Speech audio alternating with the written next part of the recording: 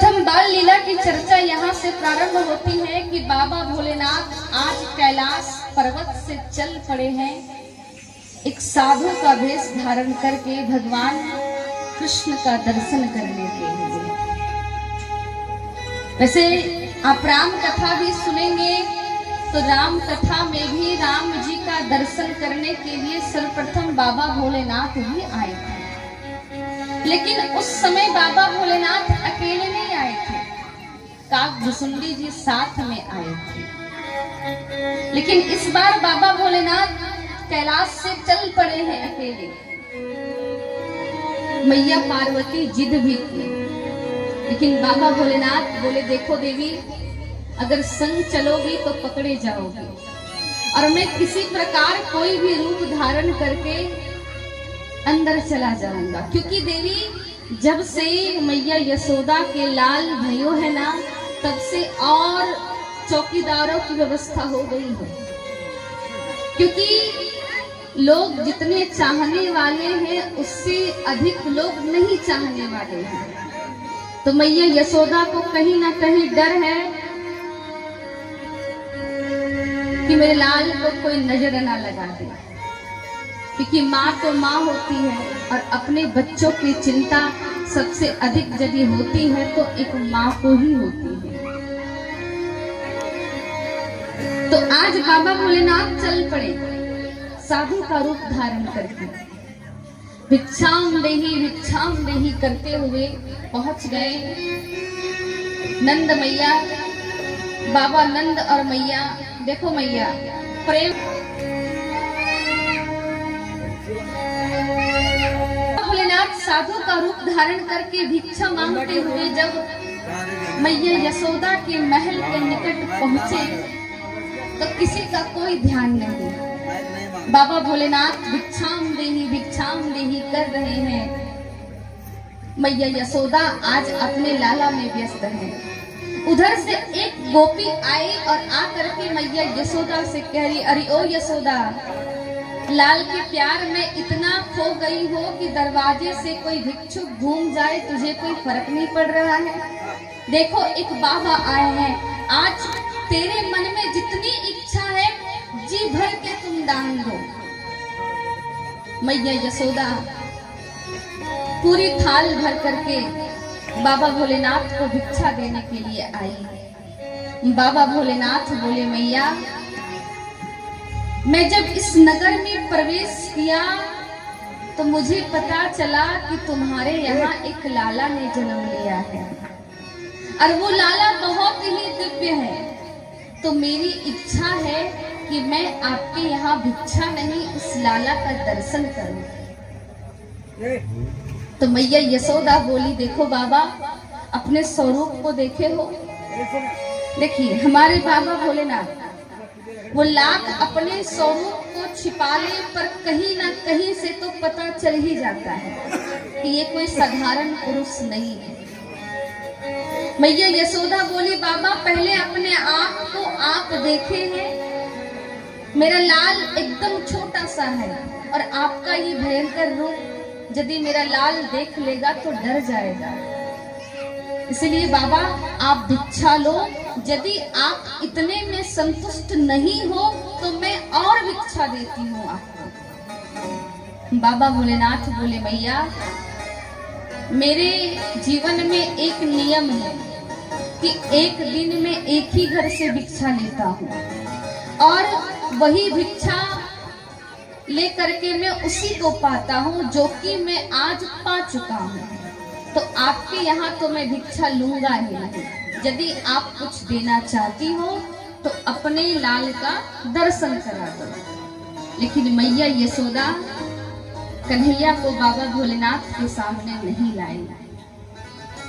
बाबा भोलेनाथ मन ही मन विचार करने लगे और भगवान कृष्ण का ध्यान किए कि प्रभु ये आपकी मैया तो बहुत जिद्दी है, 1 घंटा से खड़ा हूँ अभी तक आपका दर्शन नहीं करा रही है, और आप तो जान रहे हैं जब तक आपका दर्शन नहीं करेंगे तब तक हम यहाँ से जाएंगे नहीं। बाबा भोलेनाथ मन में विचार किए और नंद महल से बाहर होकर के सामने ही आसन ग्रहण करके बैठ करके और भगवान का ध्यान करने लगे। इधर जो ही कन्हैया बाबा भोलेनाथ के पुकार को सुने, विचार किए मैया ऐसे तो सामने नहीं ले जाएगी और मैं तो अभी बाल रूप में हूँ, कुछ कर ही नहीं सकता हूँ, तो क्या किया जाए। तो अचानक कन्हैया रोने लगे।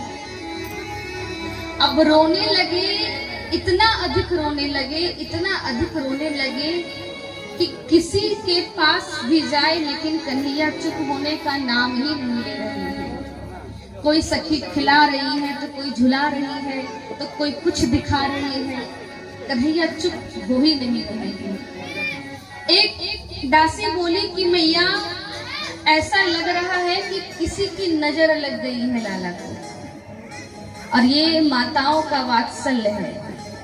अगर बच्चा रोए और जल्दी चुप ना हो तो डॉक्टर से पहले बच्चों का झाड़ फूक करवाती है ना, कि यदि किसी की नजर लग गई होगी तो दवा भी काम नहीं आएगा। दासी बोले मैया लग रहा है कि किसी की नजर लग गई कन्हैया को, इसीलिए कन्हैया चुप नहीं हो रहा है। अब जितने भी ग्वाल बाल थे सारे लोग खोज में निकल गए कि कोई ऐसा झाड़ फूक करने वाला तांत्रिक बाबा मिले जिससे कन्हैया को झरा सके। एक ग्वाल बाल खोजते हुए महल से बाहर निकले कि बगल में ही बाबा भोलेनाथ साधु का रूप धारण करके ओम नमः शिवाय ओम नमः शिवाय का जाप कर रहे थे। उस ग्वाल बाल को लगा कि ये बाबा लगता है जानकार लग रहे हैं, वेशभूषा भी वैसा है, शरीर भी एकदम तगड़ा है, कुछ तो जानकारी इनके पास अवश्य होगी। वो ग्वाल गए और जा करके बाबा भोलेनाथ से पूछे बाबा आपका परिचय। बाबा भोलेनाथ बोले ओम नमः शिवाय ओम नमः शिवाय। हाँ मेरा नाम शंकराचार्य है। बाबा आप कहाँ के रहने वाले हैं? अरे मैं बहुत दूर से आया हूँ, कैलाश के तरफ से आया हूँ। अच्छा बाबा क्या आप झाड़ फूक करते हैं? अरे भैया मेरा तो यही काम ही है, मैं गांव में घूम घूम के यही काम करता हूँ। अच्छा बाबा ये ठाकुर जी की कृपा कि आप हमें रास्ते में ही मिल गए, चलिए ना बाबा नंद के पुत्र हैं, उनको कहो कि नजर लग गई है, वहां नजर उतरवाना है। भगवान कृष्ण बोले कि भैया ठहरो, नजर तो मैं उतारता हूँ लेकिन मेरा मंत्र तभी बच्चे को लगता है जब मैं बच्चे को अपने गोद में लेके जाता हूँ। और इनसे बोलिए भक्त वत्सल भगवान, क्योंकि बाबा भोलेनाथ जान रहे थे कि एक बार 1 घंटा बहस करके आ गया, अब की बाहर जाऊंगा तो मैया यशोदा डंडा लेकर के खदेड़ देगी, इसलिए यही शर्त पहले मनवा लेता हूँ कि बच्चे को मैं झाड़ता तो हूँ लेकिन मेरी मंत्र तभी लगती है जब मैं बच्चे को अपने गोद में लेता हूँ। वो ग्वाल बाल को तो कुछ पता ही नहीं। हाँ बाबा आप चलिए ना, जल्दी चलिए, कन्हैया कब से रो ही जा रहा है। आज बाबा भोलेनाथ फिर से आए, मैया यशोदा जो ही देखी, अरे ये बाबा फिर। सारे लोग बोले मैया कोई नहीं मिला, यही मिले, और इनका काम ही है कि बच्चों की नजर उतारना।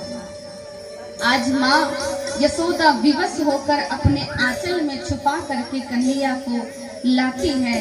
कन्हैया को जो ही लाती है माँ यशोदा कहती है बाबा लाला तो मेरी ही गोद में रहेगा, आप दूर से मंत्र पढ़े। तो ही वो ग्वाल बाल कहते हैं अरे भैया ये गलती कभी मत करना, ये बाबा का मंत्र तभी लगता है जब ये अपने गोद में लेकर के बच्चों को ये झाड़ते हैं। मैया यशोदा बोली ऐसी बात है, ये कौन बाबा है? पहले ऐसे बाबा को देखे हैं कि गोद में लेने के बाद बच्चों की नजर उतरती है, लेकिन माँ यशोदा को भी बस कन्हैया को देना पड़ा बाबा भोलेनाथ के हाथों में। जो ही बाबा भोलेनाथ कन्हैया को अपने गोद में लेते हैं, आज कौन कहाँ क्या मंत्र पढ़ा जाएगा। जो ही बाबा भोलेनाथ कन्हैया को अपने गोद में लेते हैं, आज कन्हैया के दो नेत्र और बाबा भोलेनाथ के दो नेत्र मिले हैं। और किसी ने क्या भाव कहा है कि 4 मिले 64 खिले, 10 करे कर जोर, और हरि से हर मिले, 20 से देवता करो। कि 4 मिले 64 खिले, 20 करे कर जोर। कि आज 2 बाबा भोलेनाथ के नेत्र और 2 ठाकुर जी के नेत्र, 4 मिले 20 करे कर जोर। आज 2 बाबा भोलेनाथ के हाथ जोड़ करके खड़े हैं, और आज मेरे ठाकुर जी भी दोनों हाथ जोड़ करके खड़े हैं। और आज बाबा भोलेनाथ मुस्कुरा रहे हैं, और मेरे आज कृष्ण कन्हैया लाल भी मुस्कुरा रहे हैं। और आज हरि के रूप में मेरे ठाकुर जी हैं, और हर के रूप में बाबा भोलेनाथ हैं। और हरि से हर मिले, जो ही आज हरि और हर का मिलन हो रहा है। सारे देवता इसी चक्कर में थे, तुरंत आकाश मार्ग में आए, और आकाश मार्ग के माध्यम से ही बाल कृष्ण लाल का दर्शन करेंगे। प्रेम से बोलिए भक्तवत्सल भगवान की। अब जो ही बाबा भोलेनाथ के गोद में ठाकुर जी गए, ठाकुर जी चुप हो गए। मैया यशोदा बोली, बाबा आप में ऐसी कौन सी जादू है कि हम कितनी स्त्रियां लाला को चुप कराने का प्रयास किए, लेकिन फिर भी लाला चुप नहीं हुआ, और आप गोद में लिए और लाला चुप हो गया। बाबा भोलेनाथ मन ही मन मुस्कुराए कि मैया ये तो आप कभी नहीं समझ पाओगे। मैं यशोदा बोली, बाबा आप एक काम करो, मैं आपको कुछ स्थान दे देती हूँ, आप अपने घर वापस मत जाओ, आप यही अपना घर बना लो, और पूर्ण रूप से आप यही निवास करो। जब जब मेरा लाला रोएगा तब तक आप मेरे लाला का नजर उतार देना। बाबा भोलेनाथ बोले, मैया ये तो कभी नहीं हो सकता, लेकिन आज के बाद से आपका लाला कभी ऐसा रोएगा ही नहीं। और जब भी आप वृंदावन गए होंगे तो नंद महल के सामने ही बाबा भोलेनाथ की एक मंदिर है, जहाँ पर बाबा भोलेनाथ कृष्ण दर्शन की आस को लेकर के बैठे हुए थे। प्रेम से बोलिए बाबा भोलेनाथ की। आइए 2 मिनट बाबा भोलेनाथ के नाम का गुणगान करेंगे।